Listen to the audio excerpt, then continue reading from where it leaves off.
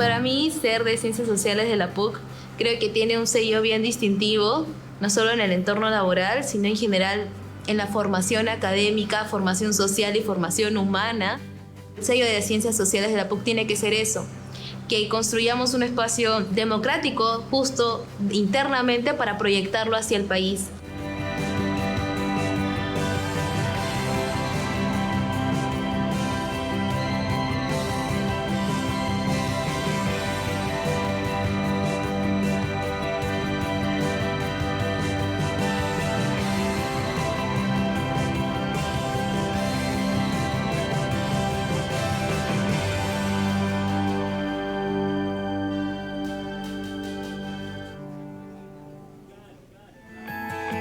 Había que entender cómo funcionaba el mundo, que ese era el punto esencial. A los profesores holandeses, a los profesores peruanos. La universidad es un mundo pequeño que va cambiando. Desde los inicios, nuestra facultad se ha preocupado mucho por comprender el país. Ser un ambiente muy interesante y muy lleno de vida, muy alegre.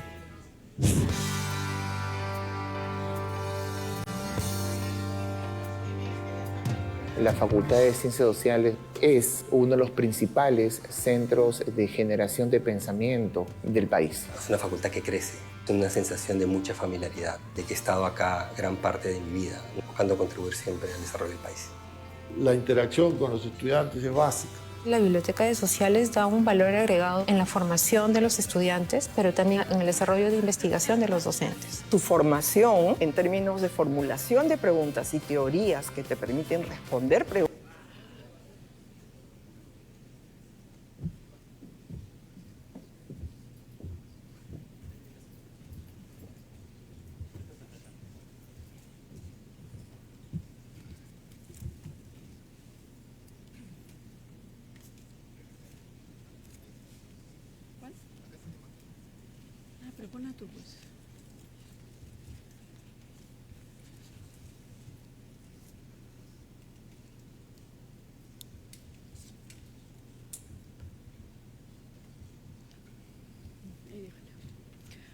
Bueno, muy buenas noches a todas, a todos, a todos los presentes. Especialmente quiero agradecer en nombre de la Facultad de Ciencias Sociales la participación de esta mesa tan interesante y propuesta por el director de la carrera de Finanzas, Alonso Segura. Entonces, estamos muy contentas de tenerlas en esta casa. Y esta es la mesa número 10, que Alonso tituló esta mesa Perú, logros, retos y riesgos económicos y sociales. Esta mesa participan las exministras Mercedes Arauz, Claudia Cooper, Carlos Oliva, profesor Waldo Mendoza se disculpó, está de viaje, Pedro Franqui y Carolina Trivelli, que es exministra, pero no de Economía, sino de MIDIS, fue la primera ministra de MIDIS, el Ministerio de Desarrollo e Inclusión Social. Entonces yo solamente voy a presentar a Carolina, pero igual quería saludar a nuestros invitados, porque es un honor para nosotros que se dé este conversatorio en este contexto en el que vivimos el país y en el marco de los 60 años de la Facultad de Ciencias Sociales. Quiero presentarles a Carolina Trivelli, muchos ya la ven porque siempre está dando comentarios, la invitan, también escribe en El Comercio, así como muchos de los que están acá presentes. Ella, como ya señalé, fue la primera ministra de Desarrollo e Inclusión Social en el gobierno del presidente Humala. Ella siempre, a lo largo de su trayectoria, es investigadora del IEP, ha publicado distintos tipos de investigaciones y ella es ahora también investigadora asociada del RIMS. Ella ha sido y es consultora en diversos organismos internacionales, asesora de organizaciones privadas y de la sociedad civil y miembro de directorios de empresas. A nivel internacional es miembro del Comité Consultivo de la Iniciativa ID4D, Banco Mundial, y también del Comité Asesor de la Alianza para la Inclusión Económica y del Comité Técnico Asesor Fine Equity, es consejera en el Consejo Fiscal y miembro de la Comisión Consultiva para la Estimación de la Pobreza del INEI. Como ustedes saben, Carolina, también como los que van a participar en esta mesa.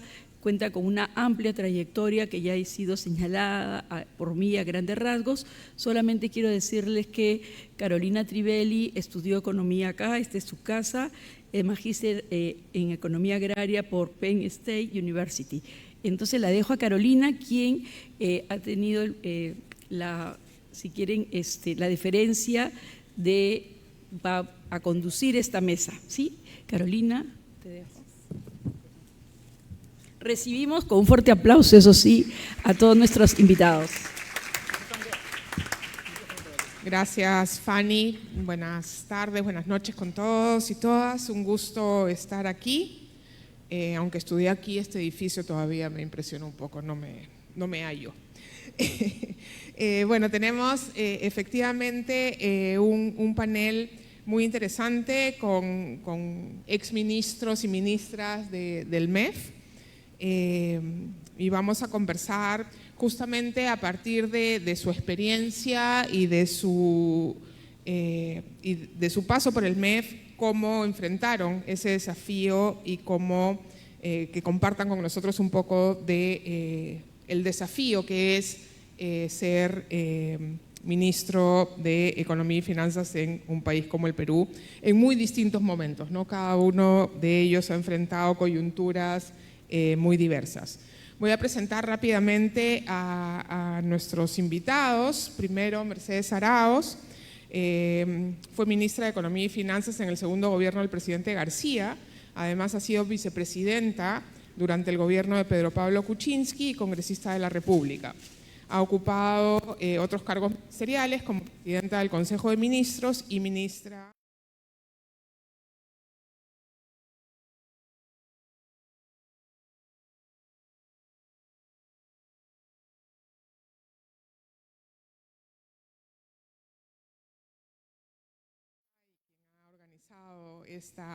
esta mesa.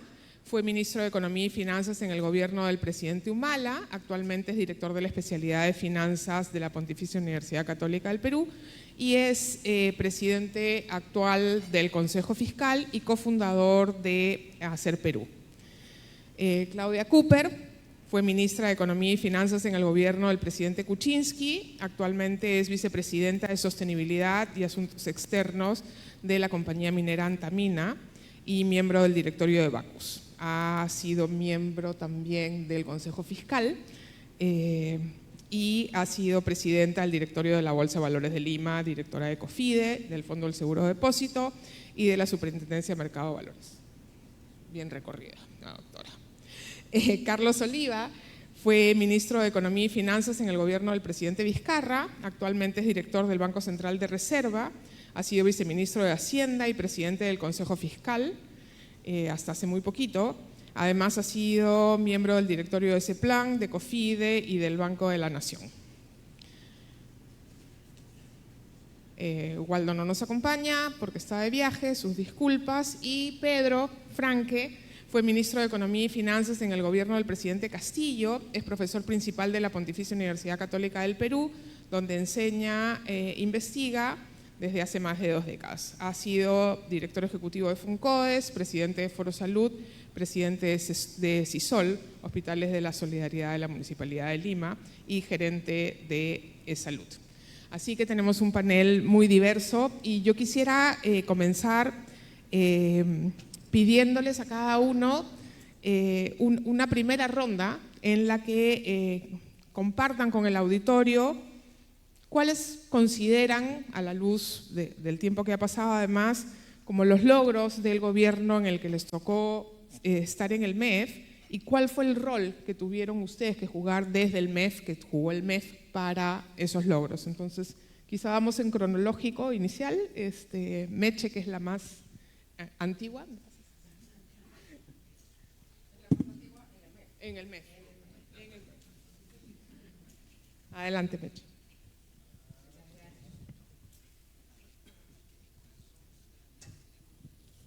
Muchas gracias, Carolina. Y bueno, felicitar a la facultad por los 60 años de aniversario, que siempre fue una facultad abierta y que con capacidad de pensar de manera abierta y plural. Y siempre me he sentido muy bienvenida acá, porque tengo muy buenos amigos, está por ahí varios de ellos, que han sido colegas tanto de economía como otras áreas de ciencias sociales, así que estoy muy agradecida por la bienvenida que me han dado, en particular a ti, Alonso, porque verdaderamente me sorprendió la invitación, pero me encanta estar acá con ustedes y compartir la experiencia. Bueno, a mí me tocó ser ministra de Economía en el gobierno de Alan García, pero yo venía y he sido la primera mujer ministra de Economía y Finanzas de Perú.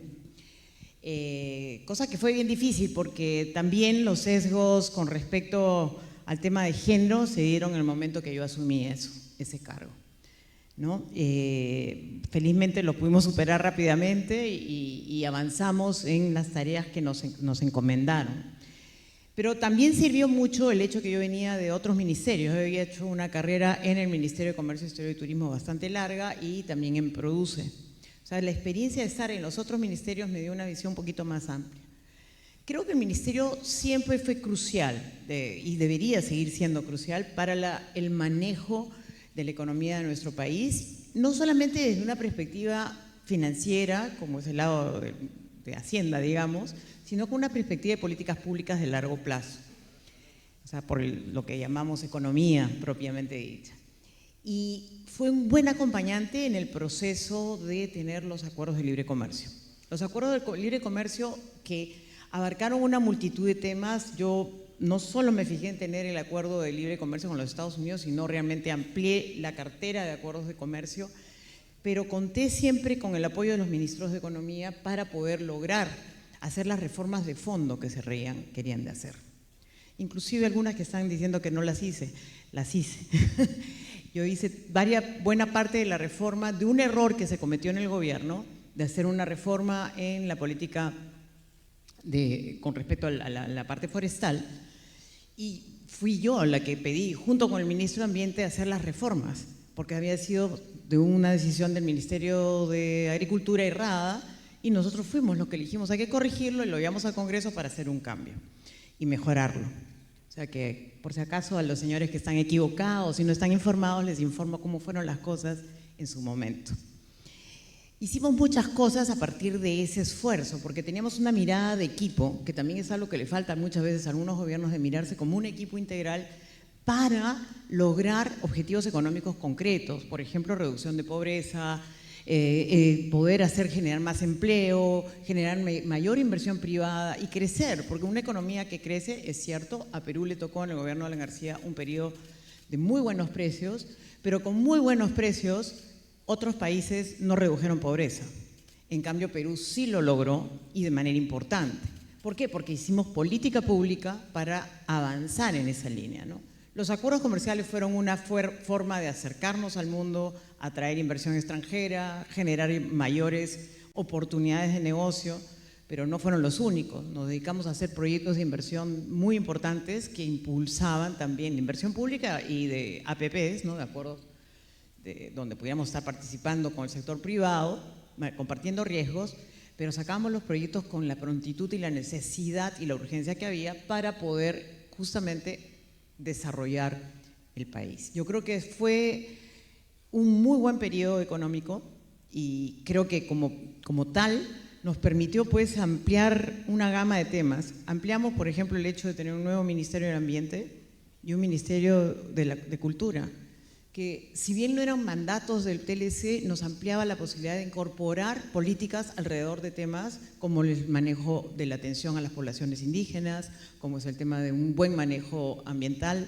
entre otros, y nos obligamos nosotros mismos a tener esos ministerios como parte de la agenda, ¿no? Entonces, para mostrar cómo es cuando uno comienza a tener una mirada de largo plazo y de buen manejo. Inclusive, me tocó a mí la crisis financiera del 2008-2009, pero me tocó a mí el momento del retroceso, de reducir el gasto después del impulso fiscal para compensar, y lo hicimos, ¿no? Creo que fueron algunos de los logros importantes para seguir en ese avance. Gracias, Meche. Alonso, siguiente, a ti te tocaron ya no tan buenos precios ni tanto crecimiento. Logros del MEF, y te he dicho cuál tienes que decir, por favor. Sí, bueno, nada, gracias, Carolina. Bueno, antes que nada, muchas gracias a todos mis colegas por haber aceptado la invitación. Y bueno, creo que como universidad debemos aprender a ser tolerantes, ¿no? Creo que es todo el mundo merece. Tolerancia. Con respecto a mi rol en el gobierno del presidente Humala, yo estuve 2/3 partes del gobierno. Al inicio no, si bien participé pero después no me quedé, del diseño de las políticas y los planes iniciales, pero recién entró un año y pico después, ¿no? Primero como jefe de gabinete en el MEF y ya después como ministro. Entonces voy a hablar un poquito de todo lo que se hizo. Yo creo que lo que más se trató de impulsar, el país venía de ya años de estabilidad macroeconómica, gozando de muy buenos precios de materias primas, de un boom de inversión privada. Entonces la parte macro iba bastante bien. Lo que no necesariamente caminaba como debiera era la parte de cierre de brechas. Sí se había incrementado por el lado de infraestructura, el gasto en infraestructura en el gobierno anterior, se había duplicado, pero invertía muy poco en infraestructura, pero se requerían mayores esfuerzos en formación de capital humano y intentos de mejorar productividad. Y por ahí vinieron, digamos, los principales esfuerzos. Uno de ellos fue, evidentemente, la política social. A Carolina le tocó crear el Ministerio de Desarrollo e Inclusión Social, el MIDIS, ¿no? Bajo una perspectiva de ciclo de vida, de acompañamiento de los peruanos más vulnerables a lo largo de su ciclo de vida.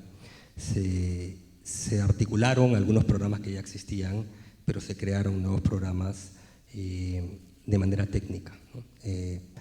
Esa fue una de las aristas. Una segunda arista también fue, yendo nuevamente al tema de capital humano, la reforma educativa, que se inicia en realidad en el gobierno de Alan García, con reforma magisterial, pero voluntaria y que ya había llegado, digamos, a un techo, y lo que se hace es una reforma, digamos, obligatoria, ¿no? Tuvo una serie de elementos, la reforma magisterial, las evaluaciones y los concursos meritocráticos para poder entrar a la carrera magisterial y para poder ascender, con evaluaciones bastante rigurosas, algo que lamentablemente se está perdiendo, ¿no? Y una serie de otros componentes. Me imagino que varios y varias de acá están estudiando probablemente con becas, con programas de becas como Beca 18. El Perú, en esa época, hasta hace 12 años, no había prácticamente una sola beca pública, ¿no? Entonces se lanzaron decenas de miles de becas basadas en meritocracia y necesidad, ¿no? Pero fueron otros componentes, además de esa reforma, porque era una reforma integral. Jornada escolar completa, educación bilingüe, infraestructura educativa, se incrementó sustancialmente el presupuesto, etcétera, ¿no? Y obviamente educación superior, velar por la calidad de la educación superior, creación de la SUNEDO, ¿no? Entonces se dio mucho énfasis a el apoyo a los jóvenes, el apoyo a la educación, y eso se vio reflejado en incrementos presupuestales que fueron los más grandes en décadas, ¿no? Que de hecho ya a mí como ministro me tocó pagarlos, ¿no? Un poquito complicado poder acomodarlos, pero ahí se hizo lo que se pudo. Otra tercera dimensión que tiene que ver con mejoras de productividad fue las estrategias, los planes de diversificación productiva que se hicieron, nacen en Produce, pero el MEF era el back office, porque lo que es importante que se entienda, ya lo explicó Meche en su intervención, es que en realidad en el Estado peruano, sobre todo cuando hay política económica, política sectorial que requiere recursos económicos, siempre tiene que ser coordinado por el MEF, ¿no? Y muchas veces el MEF puede ser una barrera, pero también puede ser un catalizador para que las cosas puedan caminar, ¿no? Entonces se implementa este plan, que originalmente parte como una idea de industrialización a la antigua, y el ministro Gessi en aquel entonces lo transforma en un plan moderno de diversificación productiva, que ha seguido con altibajos, pero se ha tratado de continuar en los siguientes años, ¿no? Justamente la idea es reducir no solo la productividad total de factores y laboral en el Perú, que es muy baja en promedio, sino sobre todo la heterogeneidad productiva. La diferencia entre la productividad de un trabajador en una empresa grande y una empresa pequeña, microempresa en el Perú, es abismalmente más grande que en otros países. Entonces, con esas disparidades de productividad es muy difícil que podamos generar un crecimiento acelerado, sostenido como país, y evidentemente a nivel micro es difícil que los ingresos de la población puedan digamos, elevarse, ¿no? Entonces, todos estos factores, para aquellos que son economistas o estudian finanzas, si se ponen a pensar, son básicamente políticas de oferta. Es decir, buscamos elevar las condiciones, mejorar las condiciones productivas y de crecimiento de la economía en el mediano y largo plazo. O sea, son políticas que no necesariamente van a tener réditos de corto plazo, que es lo que muchas veces les gusta a los políticos. Son políticas que van a tener impacto en el tiempo, ¿no? Hubo otros elementos también particularmente importantes que en estos tiempos creo que son particularmente relevantes con toda la erosión institucional que está viviendo el país, que fue el lanzamiento de el programa País con la OCDE, ¿no? Que básicamente es una agenda de gobernanza pública para mejorar los estándares de las políticas públicas en el país, ¿no? Se lanza el programa País y después ya se continúa, y tú también tuviste un rol después en el gobierno de Pedro Pablo Kuczynski, y la idea, todavía estamos en transición, esperemos algún día llegar, la idea es mejorar justamente las políticas públicas en beneficio de la población. Son algunas de las cosas que se trabajaron en aquel gobierno. Gracias, Carolina. Gracias, Alonso. Una maravilla escuchar a Alonso hablar como prioritario de los temas sociales, es como un orgullo. Claudia, por favor, gobierno de Kuczynski. Bueno, yo me sumo al agradecimiento por la invitación, Alonso, muchas gracias. Además, yo creo que este es un buen panel, es un panel diverso y creo que alrededor de eso es que vamos a tener que construir, ¿no? Nos pasamos más peleando que construyendo y yo creo que agradezco en realidad la invitación. ¿Cuáles fueron, digamos, las grandes áreas donde nos tocó trabajar? Bueno, Meche desde el lado, ella era premier cuando yo fui ministra y de PPK. Fue básicamente retomar una discusión importante alrededor del crecimiento.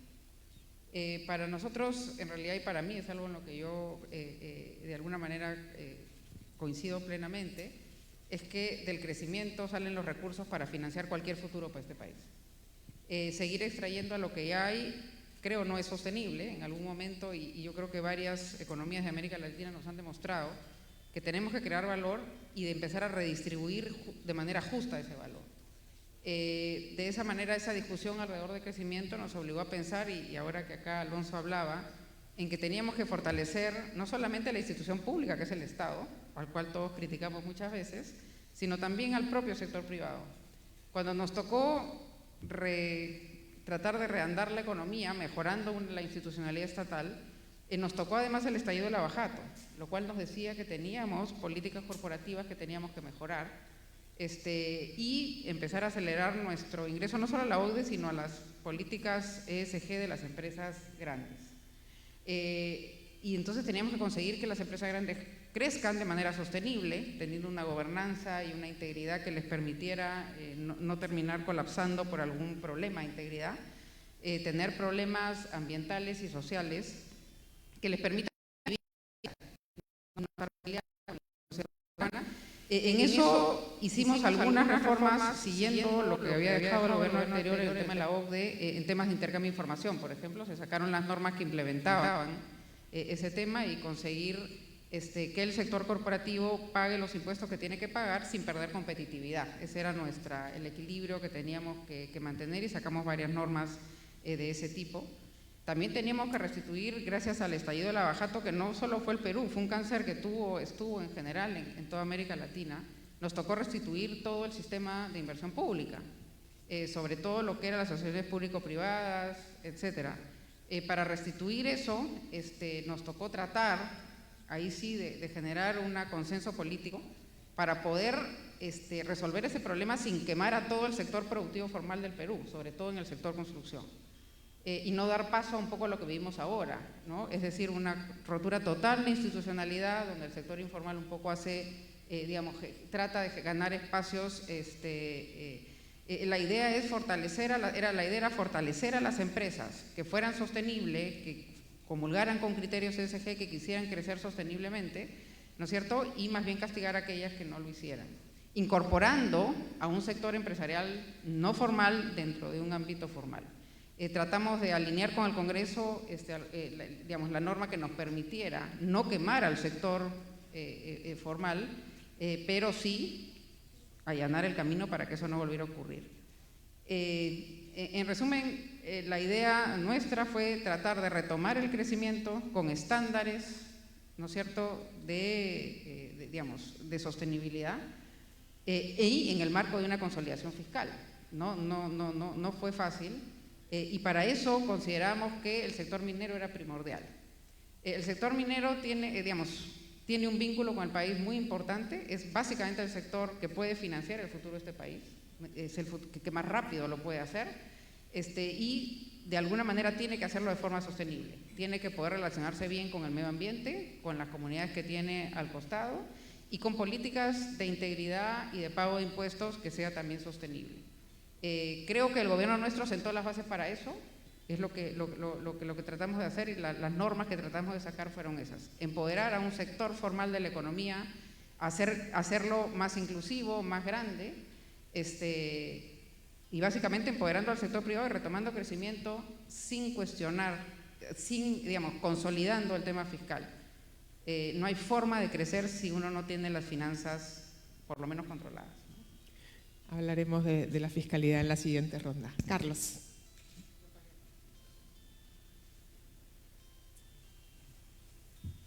Gracias, Carolina. Bueno, empiezo agradeciendo a la universidad por la invitación, especialmente a la Facultad de Ciencias Sociales.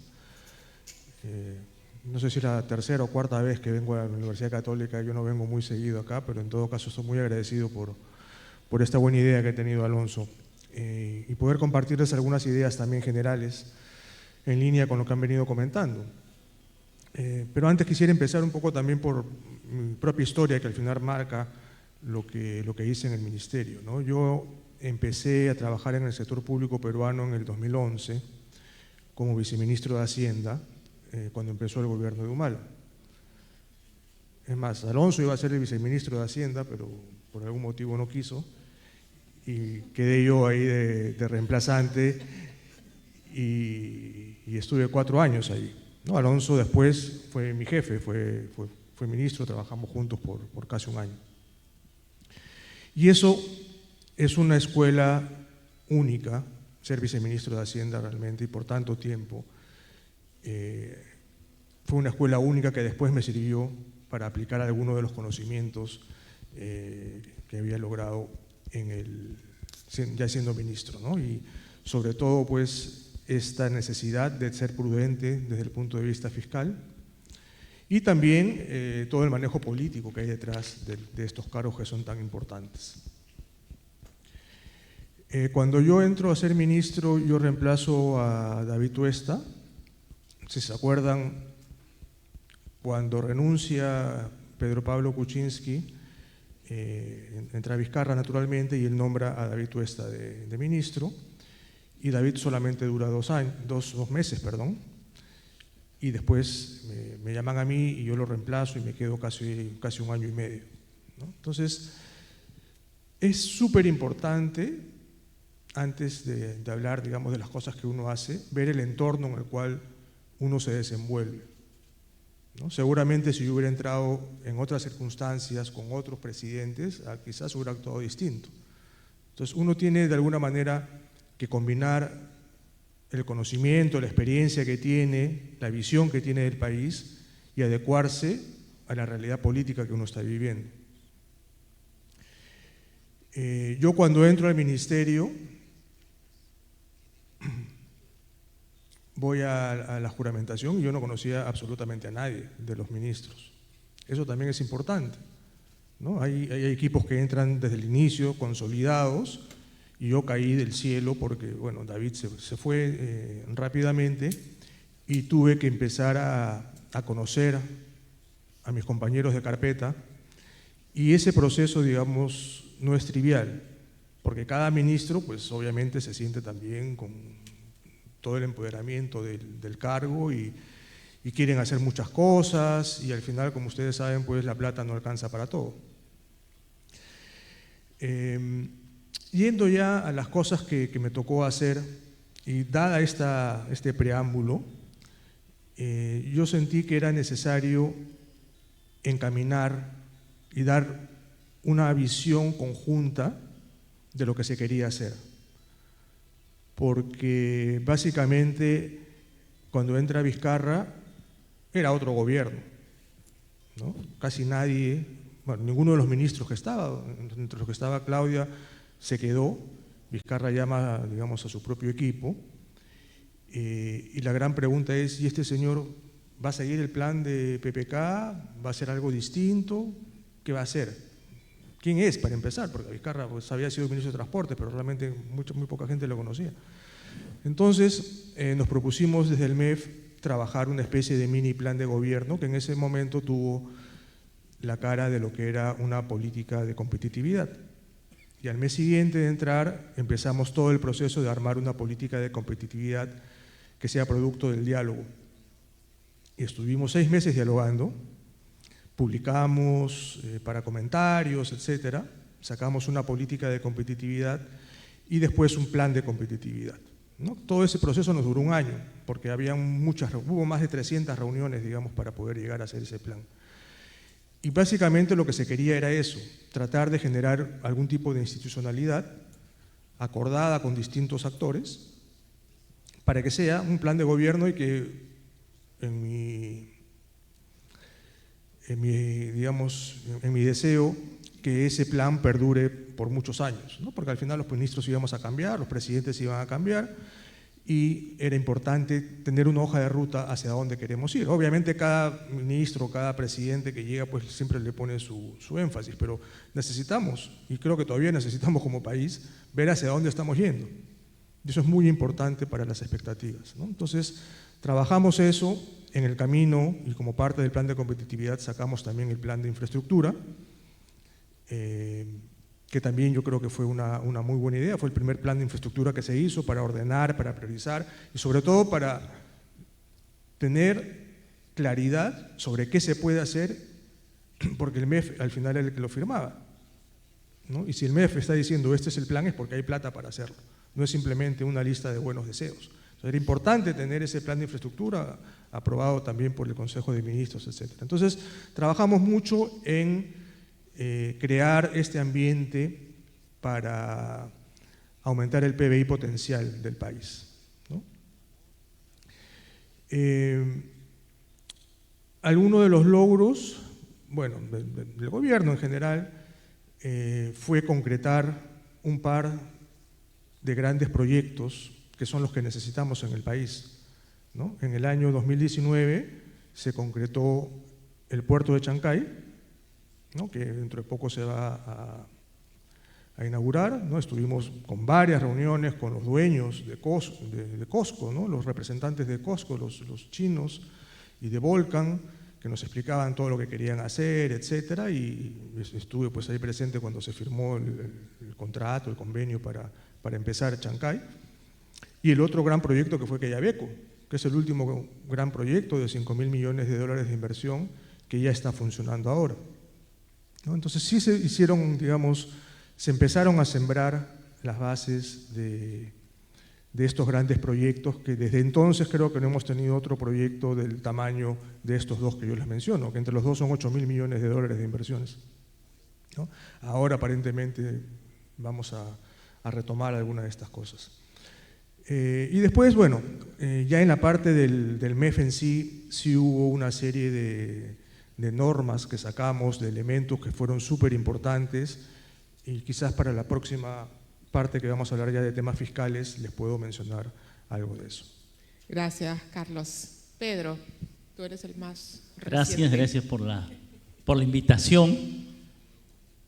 Comienzo pensando un poquito interesante, cada uno tiene su momento, ¿no? Su coyuntura, en la cual, su tipo de gobierno y su momento político y su momento económico en el cual ejerce el cargo, ¿no? En mi caso, en julio del 2021, estábamos en esta situación, ¿no? Habían pasado 2 olas del COVID que habían dejado en el Perú, se estima ahora, 300.000 muertos. La mortalidad por COVID en el Perú fue el cuádruple del promedio mundial. Si el Perú había tenido la mortalidad por COVID del promedio mundial, no estoy exigiendo nada particular, habrían 225.000 muertos menos en el Perú.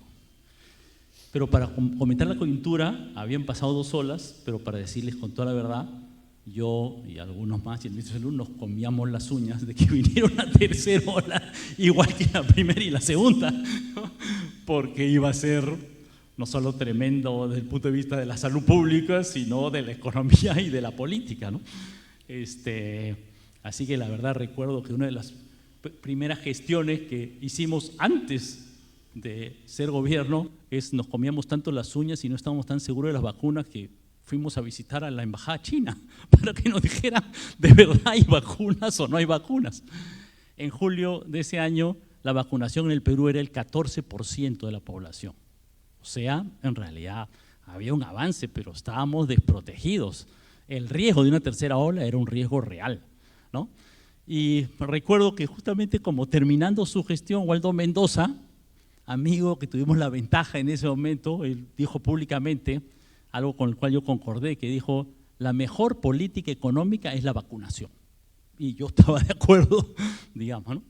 Y efectivamente alguien ahora resaltaba cómo en el Perú hay este contraste, ¿no? El sistema de salud mostró en el COVID ser tan desastroso, porque no podemos decirlo de otra manera, y luego mostramos ser tan eficaces en la vacunación. Es increíble. Tengo aquí las cifras, pasamos de vacunación de 13% a 75% en 6 meses, el ritmo más rápido de toda América Latina. Mérito del sistema de salud, del sector salud, y bueno, honestamente la política del MEF era todo el dinero que necesitaban prácticamente se les giraba, digamos, ¿no? Y eso efectivamente permitió una reactivación económica muy rápida. Las proyecciones económicas, cuando nosotros llegamos al gobierno, era que la economía iba a crecer ese año 10%, creció 13.3%, o sea, un crecimiento extra de 3,3%. Todo el crecimiento este año no va a ser 3,3%, nuestro adicional fue 3,3%. Aquí tenía los datos, ¿no? La inversión privada, la estimación era que iba a crecer 17%, creció 37%, ¿no? Y luego veremos todo eso en un marco de un déficit fiscal que se redujo sustancialmente.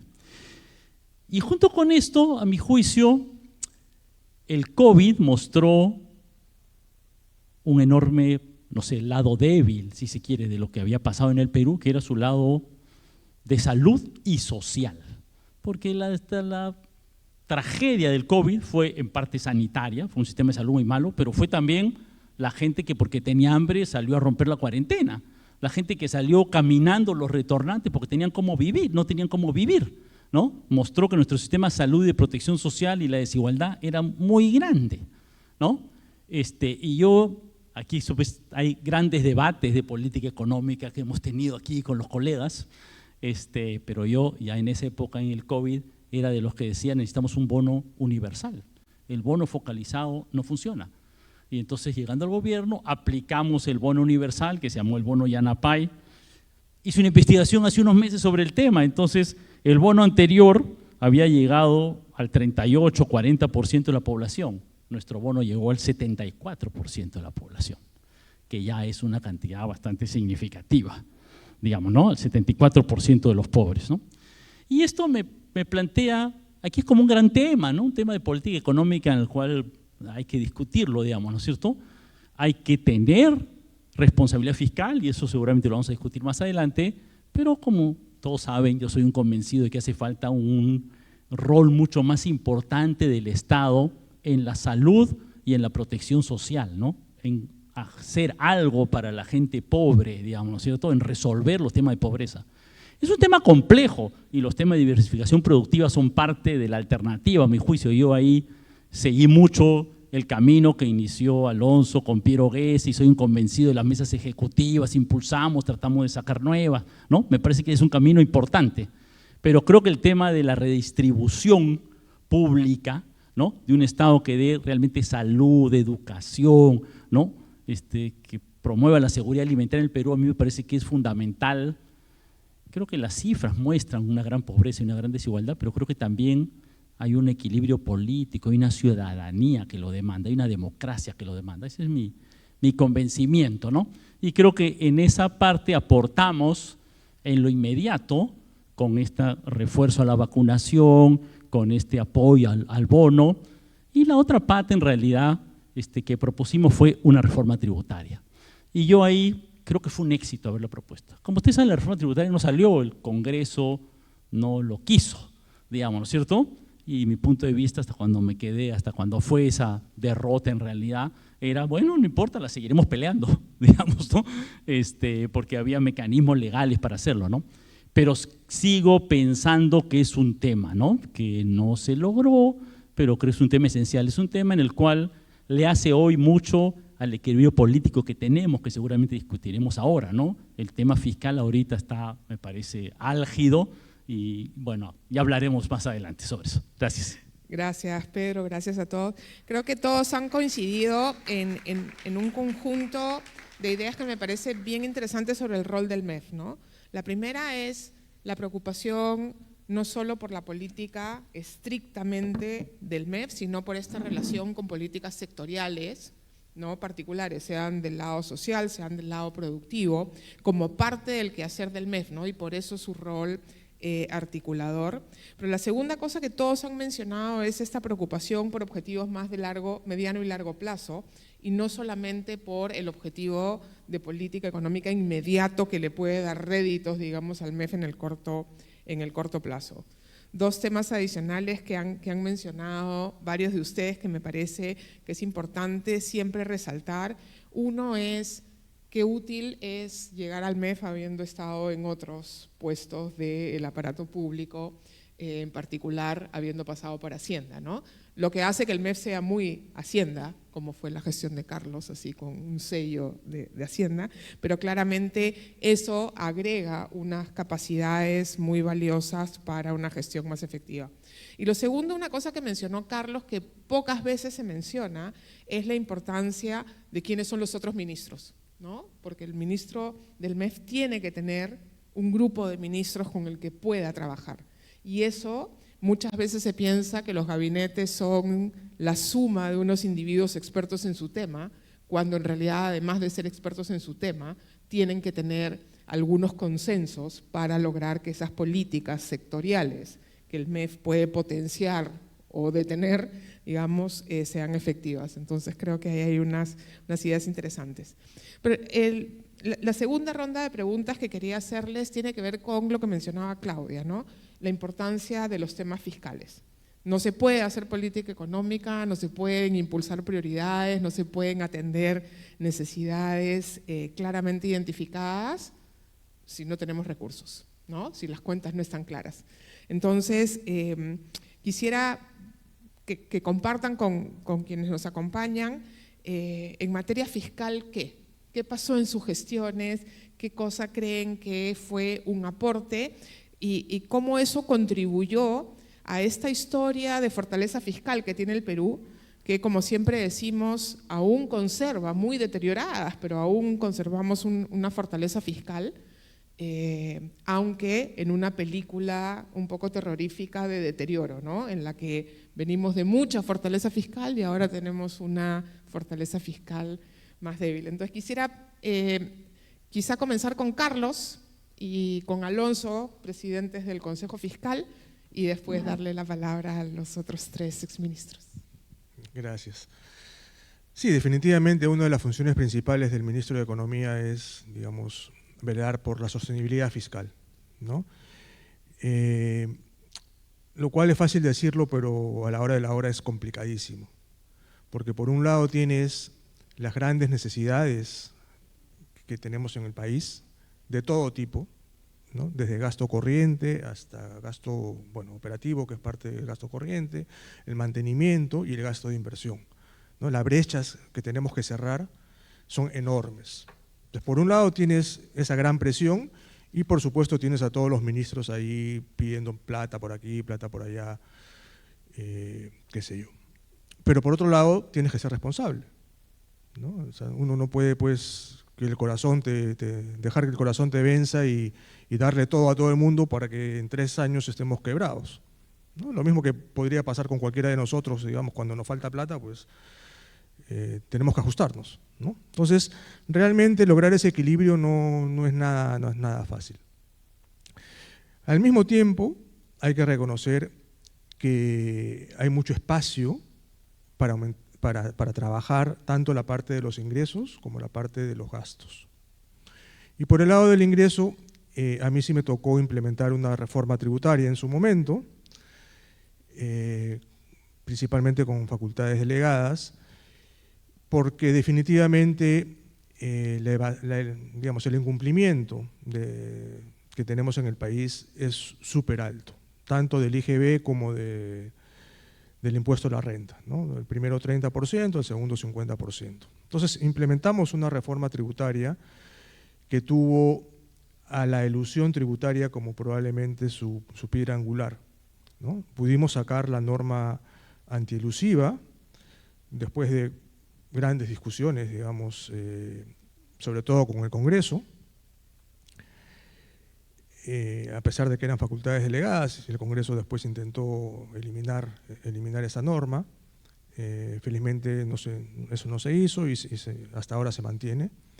Sacamos otras normas ya antielusivas específicas, la del beneficiario final, por ejemplo, ¿no? Que también, digamos, es una recomendación de la OECD, de lo que se trata es que ahora las empresas, cuando se registran en la SUNAT, tienes que demostrar quién es el verdadero dueño que está detrás de las empresas, ¿no? Antes tú decías, mira, el dueño de la empresa X es la empresa Z, y listo, y ahí quedabas, y al final no sabías quién estaba detrás. Ahora es obligatorio poder ir hasta el beneficiario final, precisamente, y decir, mira, Juan Pérez es el dueño de esta empresa, y esta empresa es dueño de la otra, y la otra.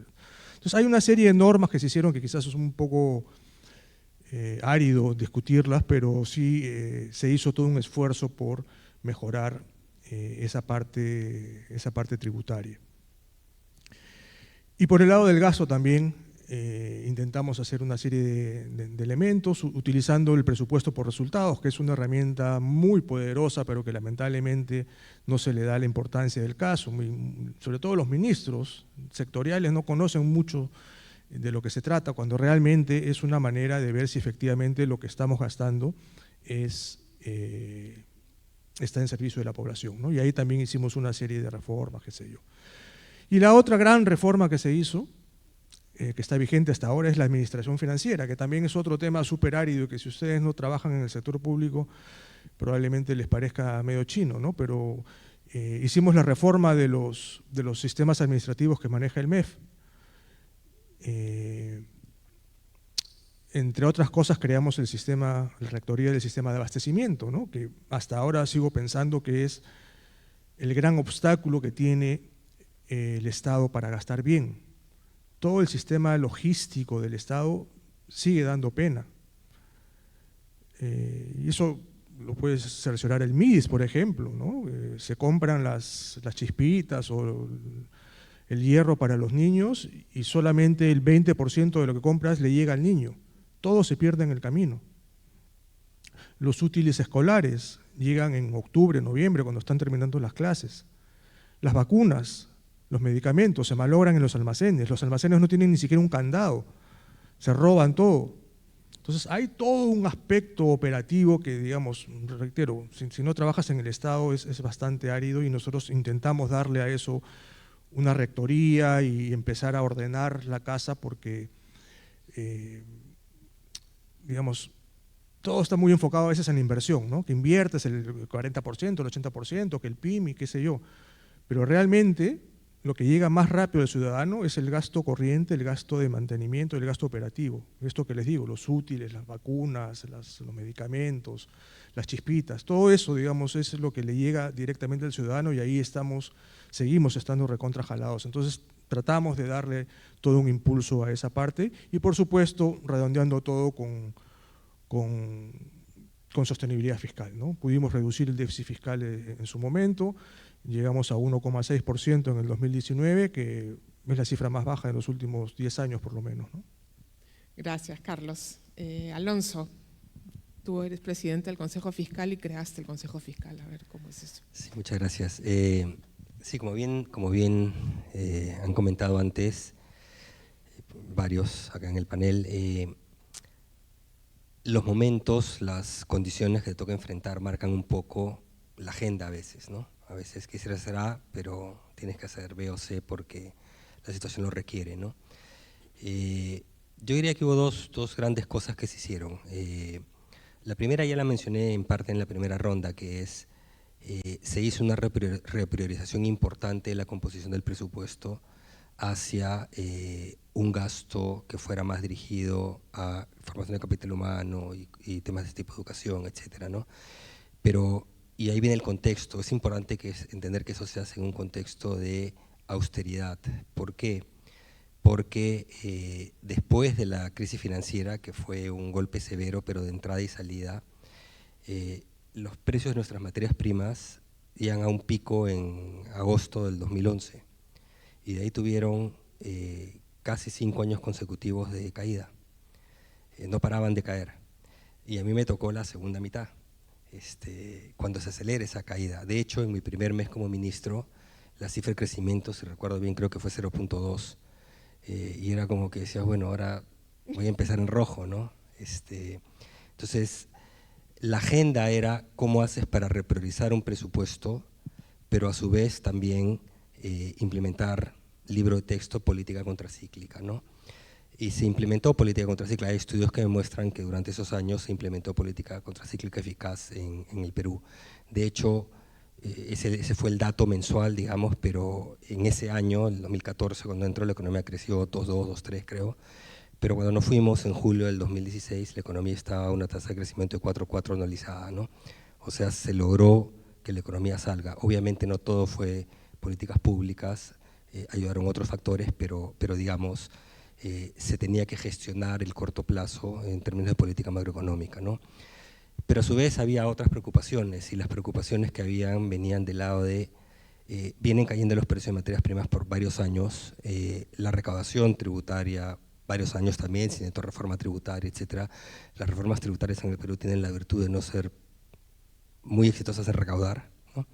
Entonces, al final, lo que te va a terminar dando la responsabilidad fiscal es poder, de alguna manera, contener el gasto lo suficiente, ¿no?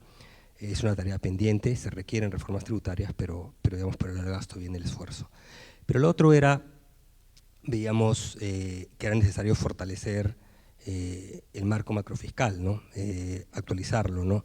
Eso, yo entro cuando ya había un diseño realizado, Carlos también era viceministro de Hacienda, y se modifica todo el marco de reglas fiscales, y se pasa a una regla estructural que tiene mejores propiedades cíclicas, digamos. En teoría es una regla cíclica, ¿no? Pero te da posibilidad de que tu política fiscal sea más eficaz en el ciclo económico. Se implementa eso, y como dice Carolina, se crea el Consejo Fiscal como un ente independiente, veedor, una opinión ajena al público que pueda, digamos, hacer contrapeso al gobierno, opinión no vinculante, pero finalmente que tenga una voz en poder decir qué es lo que se está viendo en términos del manejo de la política fiscal y los riesgos que se puedan generar, ¿no? Y a mí me tocó después designar el primer Consejo Fiscal, ¿no? Eso fue una tarea, creo, importante, y creo que ahora se está viendo el rol importantísimo. La regla después se cambia, me parece que nadie de los que está acá sentados fue el responsable de ese cambio de regla, pero me parece que la regla actual es una regla muy procíclica y genera problemas en el manejo de la política fiscal, pero digamos el Consejo Fiscal ha subsistido y los otros cambios, ¿no? Pero lo otro que quería decir, para no comprar mucho tiempo, es en un contexto en que venían cayendo nuestros precios de materias primas, los términos de intercambio año tras año tras año, como dijo, fueron prácticamente 5 años, era cómo hacemos para dejarle al siguiente una posición de liquidez holgada. Tenían, digamos, una regla de excepción, iban a tener que consolidar, pero no se sabía qué podría ocurrir en el futuro. De hecho, había además una amenaza de niño, ¿no? Que también el presupuesto que se formula para el 2016 fue un presupuesto en el cual las 2/3 partes de los pliegos presupuestales tuvieron recortes en el PIA en términos nominales, ¿okay? Algo que probablemente nunca se ha visto. ¿Y por qué? Porque era contexto de austeridad, pero además teníamos que reservar un colchón de dinero para poder enfrentar el niño, que se supone iba a llegar en el verano 2016, al final llegó en el verano del 2017, pero digamos se tomaron todas las medidas y todos los planes que después se pudieron ejecutar. Pero el otro era cómo hacemos para dejar una posición de liquidez fuerte. Entonces se trabajó muchísimo en reperfilamiento de deuda, en reabrir mercados, y lo que se logró fue que se dejó al siguiente gobierno, en julio de 2016, el nivel es el Fondo de Estabilización Fiscal, Reserva de Contable de Liquidez, otros activos del MEF, se dejaron el pico histórico. Además que se concertaron líneas contingentes, tanto libre disponibilidad como de emergencia, que le daban un colchón financiero enorme al siguiente gobierno en caso de necesitarlo, ¿no? ese colchón financiero fue el que permitió lidiar el 2017 con el niño y el que permitió lidiar con la pandemia, ¿no? Lamentablemente después no se han recompuesto estos colchones como se ha debido. Hoy día tenemos, con una economía bastante más grande, menos de la tercera parte de recursos líquidos para enfrentar cualquier crisis, por ejemplo, ¿no? Entonces es una tarea pendiente que ciertamente, ahora que sale el marco económico, probablemente el Consejo Fiscal en algún momento se pronuncie. Pero bueno, ahí lo dejo. Muchas gracias. Gracias, Alonso. Claudia, tú recibiste esto que Alonso dice, dejaron preparado, y tú fuiste viceministra primero y después ministra, y ustedes hicieron un cambio en las reglas fiscales. Desde el punto de vista fiscal, ¿cuáles fueron los desafíos a pesar de estos buenos ahorros que te dejó Alonso? A ver, en nuestro caso, la idea fue focalizar el tema de otra manera. Yo voy a tomar un poco el análisis, la forma de análisis de Carlos, y la idea era empezar la consolidación fiscal tanto por el lado de los ingresos como por el lado de los gastos. Por el lado de los ingresos, para nosotros es imposible lograr una reforma tributaria que no sea básicamente normas, si no aumentamos el valor agregado de las empresas peruanas. En el Perú, más del 95% de las empresas tienen menos de 5 trabajadores. Ahí no hay que sacar. Y entonces nos focalizamos en unas reformas tributarias que abarcan a las empresas grandes, que son las más, digamos, las más productivas, cuyos proyectos además cuestan un mundo sacar, digamos, conseguir que una inversión grande, acá hemos hablado de Chancay, hemos hablado de Quellaveco, es una cantidad de años. Entonces, es imposible realmente cambiar de manera significativa y sostenida la recaudación si no cambiamos ese espectro empresarial, ¿no? De miles de empresas, todas muy chicas, que no generan mayor valor agregado, y nos dedicamos mucho a bajar estándares, ¿no es cierto? Generamos regímenes especiales que al final no. Entonces, lo primero para nosotros era fortalecer al sector privado, para poder generar un entorno competitivo de que vengan empresas que generen más valor agregados a quien poderle extraer tributos. Eso no es solamente normas tributarias, creo que acá todos hemos hecho reformas tributarias y seguimos en las mismas, ¿no? Entonces, creo que acá esto no es solamente un tema de generar leyes, sino es un tema de realmente pensar cómo generamos un sector privado más grande, más sólido y que genere valor agregado. Eso no es solamente prerrogativa del MEF, creo que eso va a involucrar otros ministerios. Creo que el tema de la apertura comercial es fundamental, tendría que tener un rol muy importante. Entonces creo que por el lado de los ingresos tenemos que empezar a pensar cómo hacemos la torta más grande y generar empresas que realmente generen esos valores a los que le podamos extraer más recaudación, sin en realidad cargar más a las que ya están perdiendo competitividad y haciendo que los proyectos sean cada vez más distantes. Eso es por el lado de los ingresos y eso es a lo que tratábamos de estar abocados. Por el lado del gasto, yo coincido con Pedro que tenemos que redistribuir mejor. Yo quiero un poco hablar de la experiencia que estoy teniendo ahorita en Antamina, por ejemplo, con el lado del gasto. Lo que pasa, el sector privado, Antamina, genera una cantidad de impuestos enormes, tanto en la región como en el distrito en el que estamos. Básicamente lo que tenemos ahí es otra vez una incapacidad absoluta de generar proyectos viables. Y la razón es que no hay capacidades en estos gobiernos regionales, no hay capacidades reales, ¿no es cierto?, de poder ejecutar el tema bien. Y entonces otra vez los líderes políticos están sujetos a intereses empresariales que hacen que hagamos proyectos que de alguna manera duran 3 años y después hay que volverlos a hacer. Y toda la presión política viene por ahí. Entonces, si no mejoramos esa capacidad, ¿no es cierto?, de redistribuir lo que tenemos, va a ser difícil que tengamos un gasto sostenible. Y cedamos a presiones políticas de muy corto plazo. Me pasó también cuando estaba en el MEF que había un gobernador que básicamente, y acá estoy hablando más del gasto corriente, que básicamente tenía un presupuesto para contratar personal de salud. Lo que se hizo, lo que el gobierno hizo fue doblar la cantidad de gente y en julio pedir más plata para poder pagarle a esa gente, sin ningún criterio. Entonces, el tema de hacer crecer el Estado, yo estoy de acuerdo que tenemos que tener un Estado que atienda a la gente, pero tenemos que asegurarnos que esa capacidad redistributiva se dé. Y no va a ser fácil, creo que necesitamos un liderazgo importante para eso, que no solamente viene por normas. Necesitamos administrar mejor el Estado y bajar a las regiones. Las regiones están realmente, ahora a mí me toca estar la mitad de mi tiempo en las regiones y veo esa absoluta incapacidad de hacerlo, una visión de corto plazo exagerada, y creo que ahí deberíamos sí pensar en redistribuir, hacer probablemente un equilibrio entre redistribuir, pero tenemos que mejorar esa capacidad de justamente redistribución para que le caiga a las mayorías y no a elites, ¿no es cierto?, que están básicamente en las regiones. Y yo quiero terminar con un tema en el que creo que todos deberíamos estar de acuerdo. Necesitamos un consenso político sobre la importancia de la sostenibilidad fiscal. Yo creo que eso se ha perdido. Cuando uno empieza a ver las discusiones políticas, lo que tenemos a los políticos viendo cómo hacen para tener beneficios para sus localidades o para ellos mismos en el corto plazo. Yo creo que hasta hace un tiempo teníamos consenso que el Perú tenía que crecer y tenía que ser financieramente sostenible. Creo que se ha perdido ese consenso. Podemos discutir si hay una forma más eficiente o no menos eficiente. Pero yo alguna vez oí a alguien que decía, no podemos tener una macroeconomía del primer mundo con servicios públicos del segundo mundo. Yo creo que tenemos que tener una situación fiscal del primer mundo y mejorar la otra, pero no tenemos este intercambio porque es muy riesgoso. Creo que no va a haber forma de financiar un futuro para este país si no tenemos finanzas sostenibles. Discutamos alrededor de eso, pero la situación fiscal sí es una prioridad porque la teníamos ganada.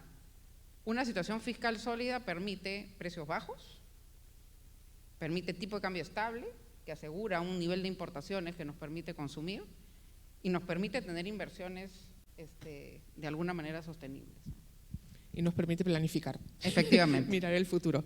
Meche y Pedro, les voy a pedir, ustedes tuvieron situaciones fiscales muy divergentes, digamos. Meche tenía, le tocó una época de bonanza, de alto crecimiento, a pesar de la crisis financiera del 2008 le tocó una época muy potente, y a Pedro le tocó los rezagos de probablemente el año más difícil, ¿no?, con la pandemia y con el costo fiscal. Entonces quisiera escucharlos sobre la situación fiscal y cómo se vive desde el MEF, cuáles son los desafíos desde el MEF en estos contextos tan distintos en los que les tocó a ustedes dos operar. Sí, es cierto que a mí me tocó la crisis, o sea, directamente, y me tocó, digamos, fue entre Carranza y a mí, ¿no?, que fuimos los dos que tuvimos ese periodo. Pero creo que como yo era parte del gobierno y sí había un equipo. Yo sí quiero resaltar que el gobierno como conjunto era bastante más sólido como equipo, entonces la mirada era, esas son nuestras metas, hacia ese lugar vamos, trabajemos en esta dirección, ¿no?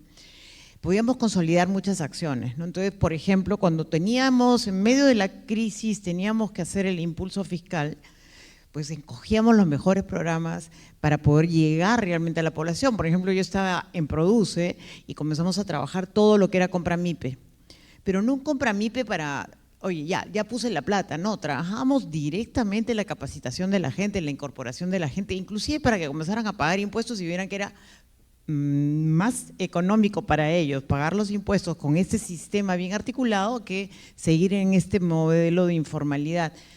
Me acuerdo como anécdota, ¿no?, que al año siguiente en una visita después de haber dejado el MEF y haber trabajado con este programa con Produce y el MEF, me decían, ahora ya exportamos a Ecuador, o sea, vendedores de zapatos en Trujillo, ¿no? Entonces ya estaban viendo su cambio de su capacidad empresarial, que creo que es donde Claudio está empujando. O sea, no estamos hablando del empresario grande, estamos hablando del empresario pequeño sintiéndose incorporado, ¿no? Entonces creo que si hay algo que resaltar de estas necesidades que tenemos, no es que tenemos que cambiar, yo sí creo que hay que mejorar la cosa tributaria, pero no para caerle a los mismos, ¿no?, sino creo que ahora es motivarlos a muchos más a pagar.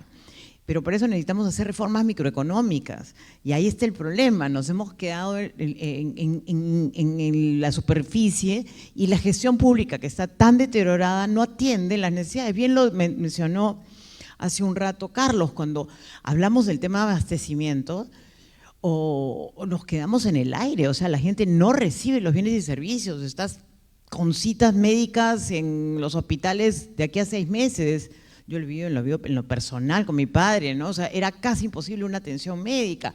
Entonces, tú sientes que estás realmente como poblador desatendido totalmente, como ciudadano, y tienes todo el derecho a reclamar, pero es porque no estamos haciendo las reformas microeconómicas en la atención directa. Y lamentablemente hemos hecho una reforma del Estado muy dañina, que es este modelo de descentralización desarticulado, que todos nos hemos quejado de alguna manera de algún otro gobernador, que a mí me pasó con un gobernador que está en la cárcel, que me decía, esa plata es mía, y yo le digo, esa plata no es suya, señor, esa plata es a ustedes los ciudadanos le han encargado para que pueda ejecutar un proyecto que sea viable para su región, no para que usted la gaste. Claro, el señor era un delincuente, ¿no? Pero, digamos, es el discurso muchas veces que uno se encuentra, no digo que todas las autoridades sean malas, ¿no? A veces se encuentran también con un MEF o con un ministerio que no atiende, desde Lima, o sea, tenemos un proceso muy desarticulado de desarrollo, cuando deberíamos estar atendiendo en las regiones, ¿no? Generar programas que generen más inclusión, por ejemplo, a mí me tocó, y no era mucha plata, y era parte del impulso fiscal, era poder hacer que los niños tengan DNI. DNI, si los niños no tienen DNI, no existen. Hoy día tenemos los programas sociales mucho mejor articulados a través de la existencia de ese DNI para los niños, ¿no? Entonces, ese es el tipo de diseño, pero ahí sí tiene que haber ministros que estén todo el día trabajando, mirando los detalles, no tienen que estar preocupándose en detalles, ya no quiero mencionar los problemas políticos que vive este gobierno, pero creo que articular. El CIAS, por ejemplo, que es un Consejo Interministerial de Asuntos Sociales, estaba bajo la gobernanza del MEF. El MEF era el que convocaba todo el tiempo, ahora ya no lo convocan. Entonces, claramente vamos a ver que no estamos atendiendo el tema de anemia, no estamos atendiendo el tema de nutrición crónica que se resolvió, no resolvió, pero por lo menos se progresó de manera importante en el gobierno que tú estuviste. O sea, creo que es urgente entrar en una reforma microeconómica en la gestión del Estado para entregar los mejores recursos y de mejor proporción, porque así podemos generar la voluntad también de la gente de decir, oye, sí vale la pena financiar el Estado, con mejores impuestos y ser formales. Hoy día el reino de la informalidad es imposible y concuerdo plenamente con Claudia.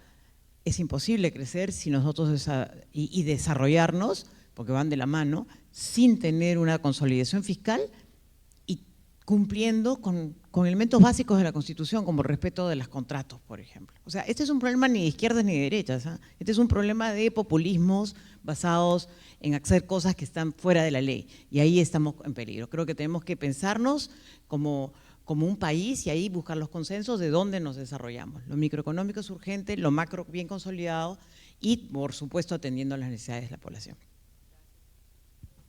Gracias. En realidad, claro, estaba viendo aquí las cifras, ¿no? Nosotros recibimos el déficit fiscal que fue 8,9% en 2020, fue altísimo, digamos, ¿cierto? Creo que el más alto en no sé cuántos años, ¿no? Era la pandemia, pero era altísimo, ¿no? Y lo cerramos ese año en 2,5%, ¿no? O sea, ajustamos 6,4% del PBI de déficit. Cualquiera sabe que esa es una cifra, no sé, inédita, enorme, ¿no? Hasta anticrecimiento, digamos, ¿no? Solo que el momento era muy particular, ¿no? ¿Cómo se hizo? Básicamente por mayor recaudación que se logró por el crecimiento económico y porque se cobró deudas tributarias a grandes empresas que no pagaban por muchos años y que comenzaron a pagar 2.000 millones de soles, 3, 4 grandes empresas pagaron unos paquetes grandes, digamos, ¿no es cierto?, de deudas tributarias pasadas, ¿no? Pero, como digo, yo el convencimiento que tenía y sigo teniendo, uno lo ve en las cifras, es, miren, la presión tributaria en el Perú hoy es ni 15%. El promedio de América Latina es 27%, el promedio de la OCDE es 39%, 15% del PBI de recaudación tributaria es, no sé si esto suena mal, pero es un nivel africano, es un nivel de país pobre, no de un país de ingresos medios altos como se supone que está en el Perú. No hay capacidad estatal que soporte 15% del PBI. Yo soy consciente de que el Estado peruano tiene 1000 deficiencias, pero somos economistas, las cosas cuestan. No sé si me explico, si queremos educación de calidad, salud de calidad, seguridad para la gente, hay que tener los fondos. 15% del PBI es honestamente social y políticamente insostenible. Y por eso la propuesta de reforma tributaria y por eso, nada, encargamos al Fondo Monetario Internacional para que nadie dijera que era pues una cuestión sesgada, que nos dijo sí, se puede cobrar más a la minería Y todavía el reporte del Fondo Monetario Internacional sobre el Perú de este año dice, oigan, ¿cómo es eso de que un trabajador paga hasta 30% de impuesto a la renta? Pero si esa persona gana la plata de ingresos de capital porque tiene un montón de fondos en la bolsa de valores o porque tiene 80 edificios y gana 10 millones de soles mensuales, paga 5.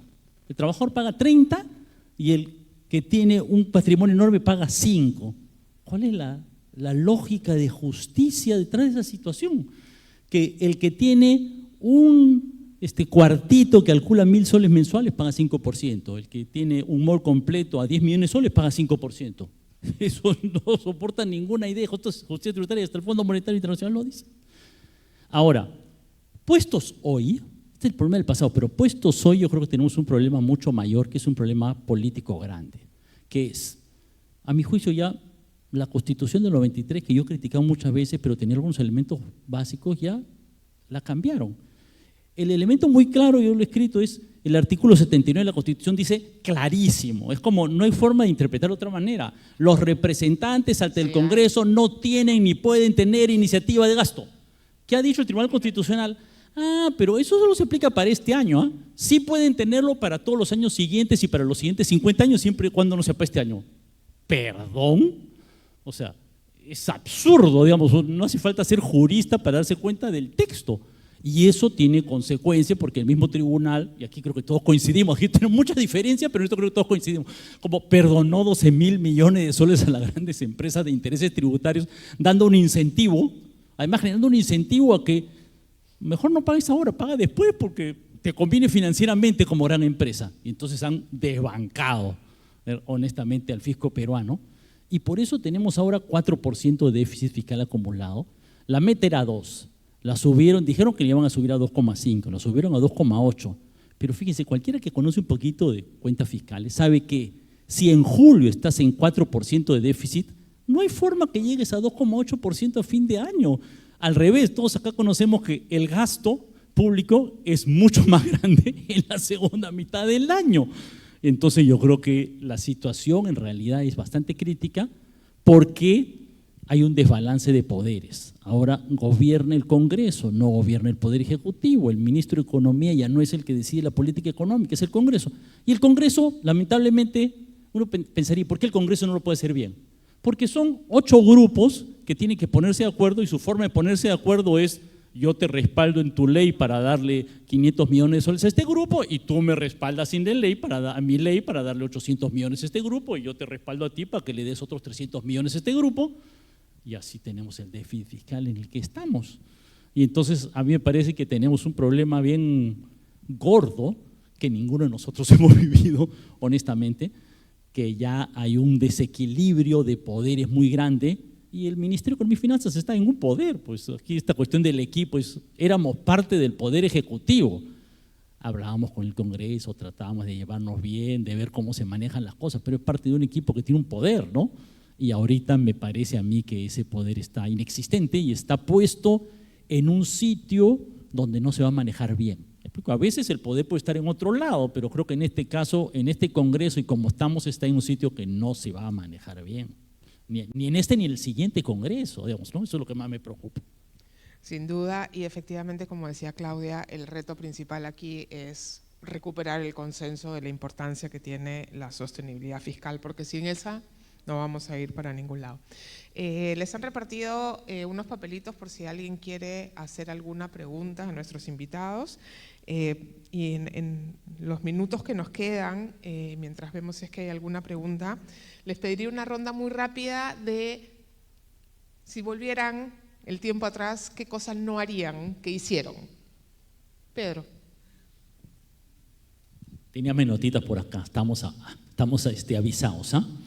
Era para que vinieran pensados. Tengo 2 temas que no sé si no harían o haría, pero es uno, en el periodo que yo entré la inflación comenzó a dispararse por los precios internacionales y pienso que tal vez debemos activar mucho más el Fondo de Estabilización de Precios de los Combustibles para evitar que el combustible subiera tanto y tuvimos un serio problema con los fertilizantes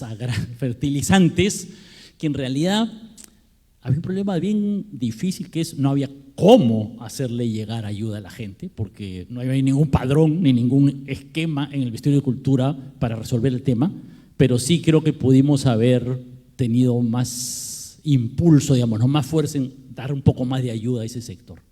Yo son los dos temas que pienso que son críticos. Gracias, Pedro. Carlos, ¿qué no volverías? ¿Qué no harías? Gracias por la pregunta. Felizmente no nos has preguntado qué no harías, qué no haría el que está a tu costado, porque ahí sí ya nos agarramos. Ahí nos peleamos. A ver, en realidad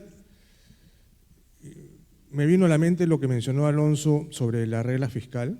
Yo cuando entré al MEF quería cambiar la regla fiscal y volver a la que teníamos, porque efectivamente creo que la regla que tenemos hasta ahora es procíclica. En línea con lo que tiene Colombia y Chile, pensaba que, hasta ahora pienso que es mejor una regla estructural, ¿no? Y ahí me ha quedado, no sé si es un error, pero me ha quedado la duda, porque en ese momento dije, mira, si bien yo pienso esto, al país no le conviene estar cambiando cada vez que viene un ministro la regla fiscal, ¿no? El daño podría ser mucho mayor, por más que yo estaba convencido de que la regla fiscal había que cambiarla, decidí en ese momento dejarla tal cual, ¿no? Y hasta ahora dura. Entonces ahí, digamos, no sé si es un error, pero en todo caso me queda la duda. Y lo otro, un tema que ha mencionado Pedro, que es súper importante, que es la relación con el Congreso, ¿no? Y no hemos hablado mucho del tema, pero sí, efectivamente, eso es muy desgastante para el ministro de Economía, esa relación, ¿no? A mí, cuando estuve en el MEF, nos tocó pues un Congreso que mayoritariamente estaba en contra. Se acordarán pues la pelea sobre todo con la bancada fujimorista, ¿no? Felizmente tenía algunos pocos aliados, entre los cuales estaba Meche, que con su sensatez nos ayudaba también desde el Congreso, pero sí, ese es un tema, digamos, para seguir discutiéndolo, porque esa relación es súper complicada y ahora lo estamos viendo y lamentablemente, pues como dice Pedro, la torta se ha ido para un lado, hay un desbalance total, ¿no?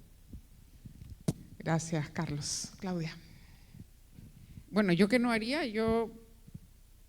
Una de las cosas de las que yo me arrepiento es haber sacado tantas normas. Yo me acuerdo, reforma tributaria, normas. Reforma del sistema de inversión pública, normas. Reforma del sistema de inversión privada, normas. Creo que lo importante es la norma, es el 10% de una reforma, ¿no? Lo demás es gestión, es trabajo político. Yo creo que el TLC es una muestra de que eso se logró, ¿no? Y era un concepto muy simple.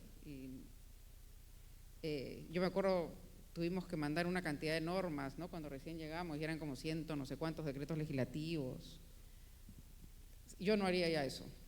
Y yo creo que tendría una idea que trataría de trabajar políticamente y hacer la gestión necesaria, y la norma es un complemento a una gestión que requiere, porque como dijo Pedro, el problema político es muy gordo.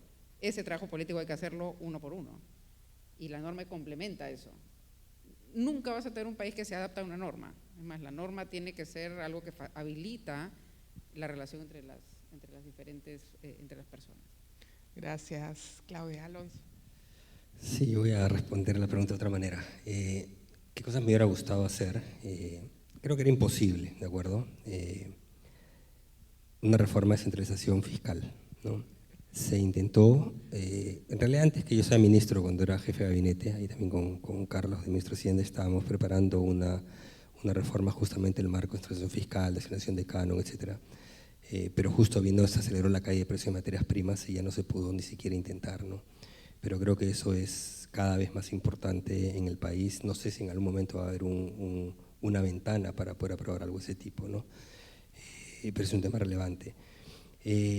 Un segundo tema, en realidad no me arrepiento, me hubiera podido gustar lograrlo, fue el régimen laboral juvenil, que algunos denostaron como ley Pulpín, que básicamente era darle oportunidad de mejora de trabajos formales a los jóvenes, ¿no? Pero eso también me enseñó que la clase política en Perú es tremendamente artera, ¿no? Tuvimos que soportar marcha tras marcha tras marcha, y finalmente el Congreso fue el que tuvo que derogarla, ¿no? Diría que ese es el segundo tema y bueno, lo dejo ahí. Meche. Bueno, yo creo que el largo tiempo que he estado pasando por diferentes gobiernos me ha servido a aprender muchas cosas. Y que una de las cosas más importantes es que la política importa. Y nos podemos quejar de este horrible Congreso, yo también me parece terrible lo que están haciendo y concuerdo contigo plenamente de que esa barbaridad de que ahora tienen iniciativa de gasto era, pues yo estaba en el Congreso y le decía, eso es imposible, no lo presenten, eso es iniciativa de gasto. Esa sería una palabra mágica dentro del Congreso, el último que estuve, inclusive con mis amigos más bien llamados rivales políticos del fujimorismo, que eran bárbaros en ese sentido. Sin embargo, creo que es en el proceso político en el que uno encuentra las posibilidades de sacar buenas normas. Si nosotros nos aislamos de ese proceso político y desde el Ejecutivo creemos que lo podemos hacer, nos equivocamos. Y eso es lo que me pasó a mí y al equipo que está, el que fue después ministro Castilla y Carlos Casas, nos equivocamos al querer hacer la norma para la reforma salarial de los policías y los militares, que era mejorar sus niveles salariales, hacer los equilibrios entre los diferentes grados y mejorar el tema pensionario, pero con límites, pues, ¿no? Para que no se excedieran. Lo hicieron en el siguiente gobierno y ya se revirtió. Eso se demuestra que este es un proceso de convencimiento, de articulación. Nosotros fracasamos, no lo pudimos hacer.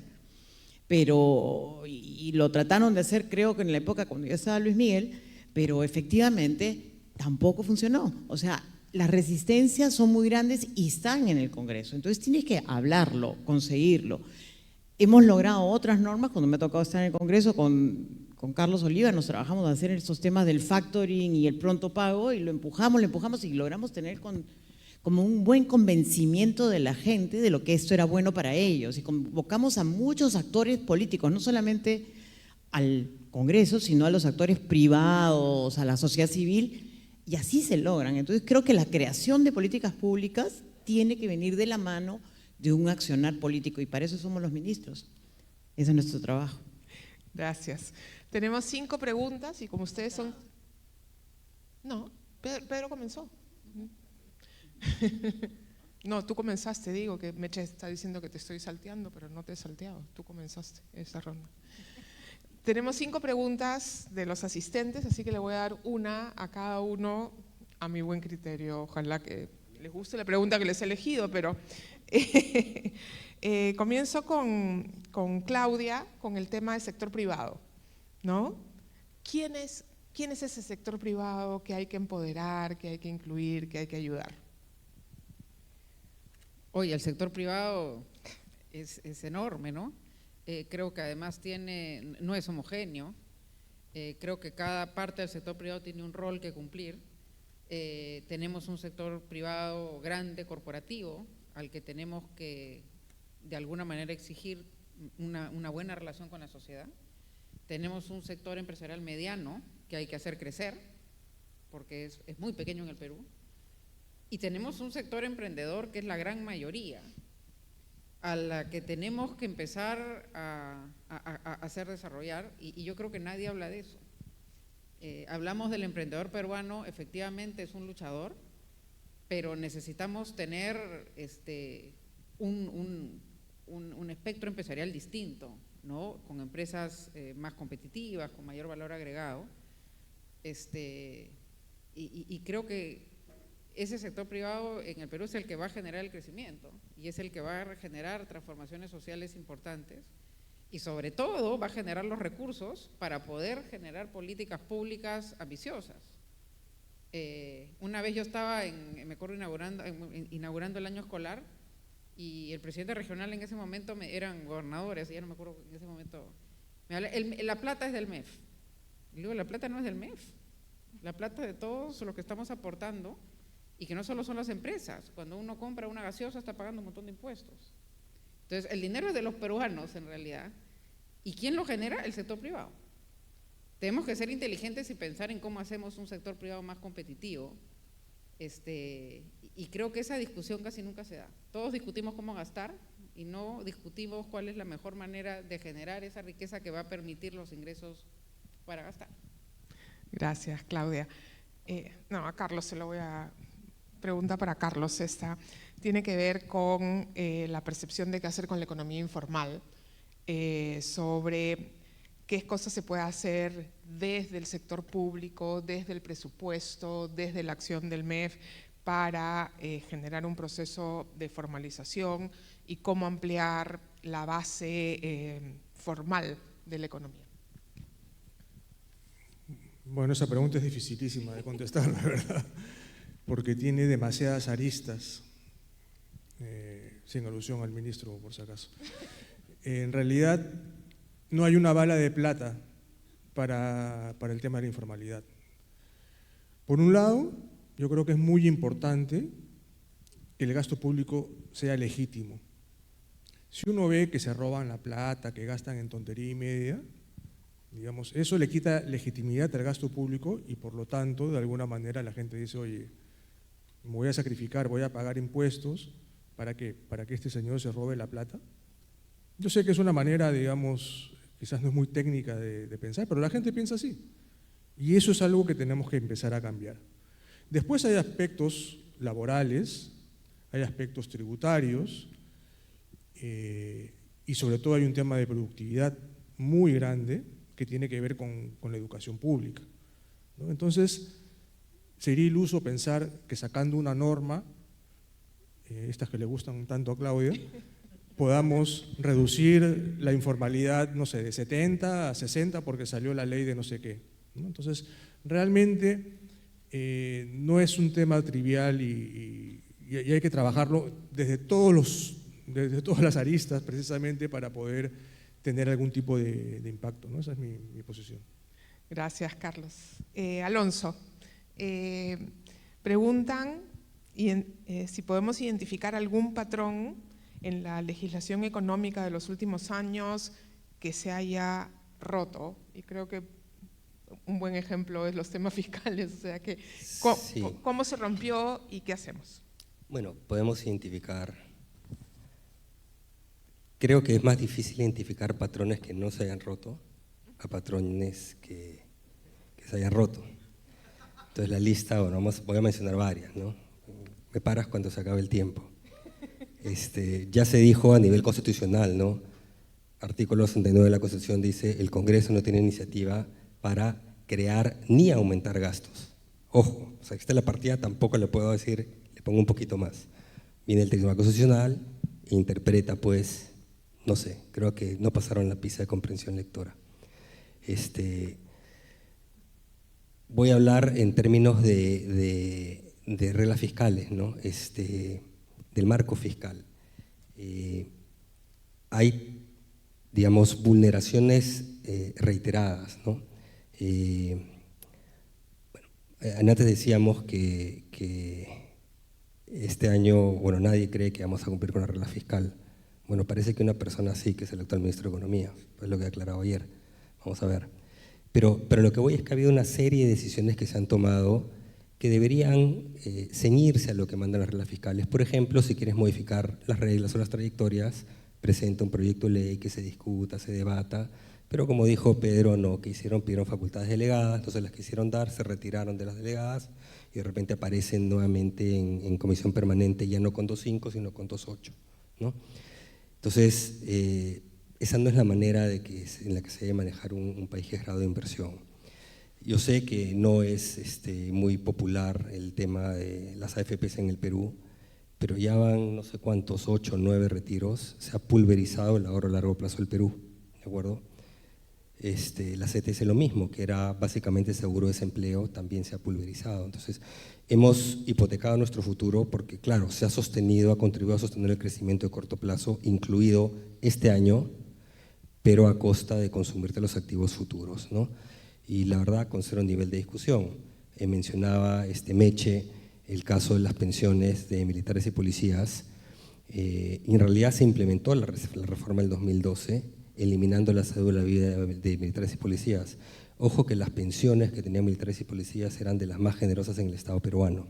Ojo, no es que se dijo, pues vamos a, de alguna manera, no reconocer el sacrificio que hacen por el país.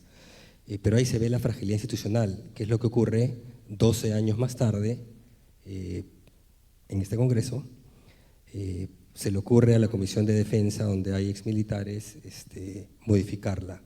Y la Comisión de Presupuesto dice, ampay me salvo, yo no opino, ni siquiera opino, yo no opino que lo vote la otra comisión. Va de frente al Pleno y lo sondera en segunda votación. Entonces, en realidad, el tema no es que tú no hagas reformas. Si uno no hace reformas pensando que después te las van a cambiar, no vas a reformar nada, porque lo que viene después no lo controlas, ¿de acuerdo? Pensando en esta, digamos, ineficiencia del Estado, como parte de este potencial de cómo hacemos para que el Estado peruano funcione de manera, aunque suene, más funcional, no como compartimentos estancos y que comparte información con el sector privado. Como parte de esa estrategia de desarrollo productivo se crean las mesas ejecutivas, que es un mecanismo de coordinación y articulación al interior del sector público con el sector privado que busca romper la cuadrícula del Estado y que ha demostrado, ha sobrevivido una docena de ministros de Economía y no sé cuántos de la producción y otros sectores, que ha demostrado resultados. De repente entra un ministro de Economía, no las entiende y decide desmantelarlas. O el equipo especializado de seguimiento de la inversión, que también ha logrado destrabar una serie de proyectos de inversión y decide pues que no, que lo va a degradar porque quién sabe qué, porque no sigue evidencia. Entonces hay vulneración de marcos institucionales, de normas públicas reiteradas desde el Congreso, pero también desde el Ejecutivo en los últimos tiempos, lamentablemente. Y voy a mencionar otra más, porque creo que sí es un reflejo, y ahí lo lamento mucho, es opinión personal obviamente. Los ministros somos aves de paso en la gestión pública, y recientemente son aves de paso, bastante más de paso, porque no sé, después de mí han habido 13 ministros de Economía, creo. Pero el punto es, uno no puede llegar y cambiar a las cabezas de todas las OPDs del Ministerio de Economía, a toda la alta dirección, a varios de los principales directores generales, inclusive directores de línea. O sea, respeta la institucionalidad, ¿no? Respeta los cuadros técnicos, ¿no? Entonces, si vamos a estar así, cada cambio de ministro pues vas a volarte a toda la administración pública, ¿no? Entonces, se está obrando muy mal, pero nuevamente, este no es un tema limitado al Congreso de la República, al Tribunal Constitucional, lamentablemente es generalizado, ¿no? Efectivamente, y cambiar a todos los equipos es además dispararse a los pies, ¿no? Porque no hay forma de operar un ministerio si todos los que están ocupando los cargos son nuevos y no saben lo que estamos haciendo. Meche, mirando para adelante, y te voy a leer la pregunta porque es así. Gracias por leer mi pregunta, además. Tengo el sueño de ser senador del Perú y con mucho esfuerzo, ojalá presidente. Qué bueno. ¿Qué consejo me pueden dar para no solo llegar a ese rol, sino para ser de los mejores gobiernos que el país ha tenido? Bueno, creo que lo primero, y acá este equipo que no ha sido equipo todo el tiempo, nos hemos coincidido, pero no hemos sido equipo, es tener equipos técnicos y políticos que estén integrados para poder lograr hacer una política pública más coherente, porque si no eso es una gran ausencia hoy día en el Estado, ¿no? Más o menos son 1.200 cabezas más o menos de personas mínimas que tienen que tener como un equipo afiatado, que tenga una sola mirada, que sepa claramente sus metas, que sepan, como hacen las empresas, ¿no? Tener sus KPIs, o sea, tener sus formas de medirse cómo están logrando las cosas, poner sus líneas de base, establecer bien cómo van a generar esos impactos y, como dicen, no desarmar las cosas buenas. Nosotros teníamos, por ejemplo, en el gobierno de PPK una cosa que era fantástica, que era la unidad de cumplimiento, que era una unidad que medía los impactos que estábamos teniendo en diferentes políticas públicas. Íbamos los ministros, no, yo estaba en la PCM y era la que presidía, pero no había un solo ministro que no dejara de ir a su tarea para ver cómo iba cumpliendo y cómo iba lográndolo en distritos, porque estábamos identificando los temas a ese nivel de impacto, ¿no? Y de repente viene un ministro después de la PCM y dice, ya no, claro, ese fue otro gobierno, ¿no? Pero un gobierno que nos siguió. Dijo, no, ¿para qué? Eso es una cosa que inventaron Zavala y Arauz. No, hay que sacarlo. No, o sea, si está funcionando, ¿para qué lo desarmas, no? Ahora quieren desarmar ministerios, por ejemplo, ¿no? Midis con mujer, Micetur lo quieren pasar a Produce y Cancillería. ¿Para qué? De repente hay que fusionar algunos ministerios, de repente, pero ¿para qué? ¿Qué es lo que vas a lograr con ese objetivo? Entonces creo que tener claridad de políticas públicas con buenos equipos técnicos, multidisciplinarios además, no tenemos que tener la mirada del economista nada más, hay las miradas del ingeniero, la mirada del abogado, la mirada del sociólogo. Esa combinación ayuda a tener realidad claridades y entendiendo también a las regiones, porque ese es el otro efecto, nos olvidamos que desde Lima todo se puede resolver y no es verdad, lo podemos hacer articulando mucho mejor con las regiones. Gracias, Meche. Sí, por supuesto. Cortito, me parece muy bien que alguien quiera y aspire a ser presidente, senador, etcétera, etcétera. Solo espero que sea por razones correctas, que es servir, ¿no? Servir, no servirse, no llenarse el ego con eso, ¿no? Porque creo que la otra definición de un funcionario público es servidor público y creo que bastante poco de eso hay últimamente. Sí, creo que es muy importante lo que mencionó Meche de asegurar que no se juega solo, ¿no? Uno puede querer ser el mejor senador o el mejor presidente o el mejor ministro, pero solito no lo haces, ¿no? Es un juego en equipo. Pedro, te voy a dar la pregunta fácil. ¿Qué escenario esperamos los peruanos en el 26? ¿Cómo? ¿Qué escenario esperamos los peruanos en el 26? Es la más facilita. No tengo ni idea. Y puedo comenzar con una anécdota para divertir el final de la reunión. Yo era político universitario y entonces era un joven de 19 y mi grupo político me encargó hacer una propuesta política para qué vamos a hacer el siguiente año en la universidad. Y yo seguí la línea de mi dirección política nacional, un destacado congresista, Manuel Dahmer, que fue luego conocido con mucha trayectoria, que había pronosticado muy claramente que las elecciones del 80, el conflicto político iba a ser entre el APRA y el PPC y la Izquierda Unida que iba a disputar ese espacio. Aquí seguramente nadie sabe, pero el escenario fue totalmente distinto. El que ganó las elecciones fue Belaunde, el PPC quedó último y la izquierda se fragmentó en 5. Así que mi primer ejercicio me enseñó claramente a la mala que es pronosticar el Perú a 2 años, no amigos en política. No sé, eso lo hacen los audaces que no tienen idea de lo que va a pasar, ¿no? Y más bien aprovecho aquí un minuto para recordar que quería decir 3 cosas que hice en el MEF que me gustaron. 3 pequeñas cositas. Una, afilié al Ministerio de Economía y Finanzas a la Coalición Mundial de Ministros de Finanzas contra el Cambio Climático. Sí, sí. 2, fueron los primeros mensajes del MEF en quechua. Creo que hasta ahora los Conecta MEF tienen avisos en quechua. No sé cómo sobrevivió eso, pero chévere.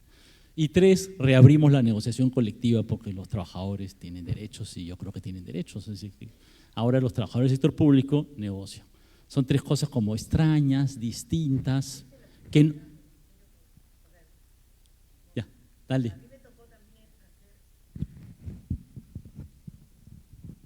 Por primera vez el tema de ambiente se vio en mi época, porque primero traje un ambientalista como Elsa Galarza al Ministerio de Economía y Finanzas. Segundo, hicimos el primer foro hemisférico de ministros de Hacienda con una super premio Nobel en temas de ambiente. Creo que es, por ejemplo, ese tema de tener continuidad de políticas públicas y mirarlas y llevarlas a ese tipo de cosas como una firma concreta y que seguir avanzando eso es lo que le da la capacidad a un MEF de tener el poder para seguir haciendo mejores políticas. A ver, una última ronda para terminar, comienza Meche. A ver, una recomendación para el ministro Arista. Una recomendación, ministro Arista. Ay, Pepito. Por favor, vuelve a la conciliación fiscal. Acá están todos tus ex amigos. Bueno, no somos ex amigas, seguimos siendo amigos y te vamos a apoyar desde el Consejo Fiscal, desde la academia, donde estamos, del sector privado, a que fortalezcas eso. Eso es fundamental para el futuro del Perú y creo que por ahí vamos. Alonso, un consejo, consejo. Sí, claro. Propositivo. Propositivo, está bien. Que recuerde que el Perú no termina en julio del 2016 y que por tanto las decisiones que tome hoy van a impactar al Perú más adelante de ese periodo, ¿no? Vamos a ver ahora cuando salga el marco económico multianual cuál es la visión del actual ministro en ese tema, ¿no? Recordando que nos estamos jugando hace tiempo ya rebajas en calificación crediticias, tenemos perspectivas negativas y si no tenemos un manejo fiscal prudente, dado el deterioro institucional, al 2016 podríamos llegar al filo de perder el grado de inversión, ¿no? Entonces el MEF necesita ser extremadamente prudente, el ministro necesita ser extremadamente prudente. ¿Está bien? ¿Positivo? Sí, muy bien, cumplidísimo. Bueno, yo voy a conseguir con Meche y con Alonso. Y la verdad que estamos al servicio de cada uno en nuestro ámbito. En nuestro caso, mi cercanía ahora a un territorio donde los temas fiscales también son un tema que nos use. Yo creo que esta es una batalla de varios. Carlos. Sí, yo le diría que tiene que ser capaz de morir en su ley, ¿no? Y el cargo de ministro al final pues es efímero. Y si él realmente cree que se están haciendo algunas cosas mal, tiene que salir y decirlas. Si se va, se va. Y si se queda, bueno, las dijo y que pelee por ellas, ¿no? Entonces yo creo que ese es un buen consejo para el amigo Pepe, que ojalá pues lo pueda tomar, ¿no? Pedro. Yo en realidad en esto coincido con Carlos, creo que no es muy común. Pero yo creo que cuando uno tiene que estar convencido que el gobierno en el que está y las capacidades que tiene puede hacer algo. Si te das cuenta de que donde estás ya no estás contento, ya no estás colaborando, ya no tienes el espacio para hacer lo que crees que es necesario hacer, ya no estés. Hay un poema antiguo de Mario Benedetti que dice: uno no siempre hace lo que quiere, pero uno siempre puede no hacer lo que no quiere. Efectivamente, muchísimas gracias a los colegas. Ojalá que el ministro los escuche, porque efectivamente debería dar más batallas y, por supuesto, apuntalar la consolidación fiscal. Sin esa la llevamos perdida todos. Quiero darles las gracias, muchas gracias por la conversación, por compartir sus experiencias, y gracias, Alonso, por la invitación, y a la facultad, felicitaciones por sus 60 años. Muchas gracias.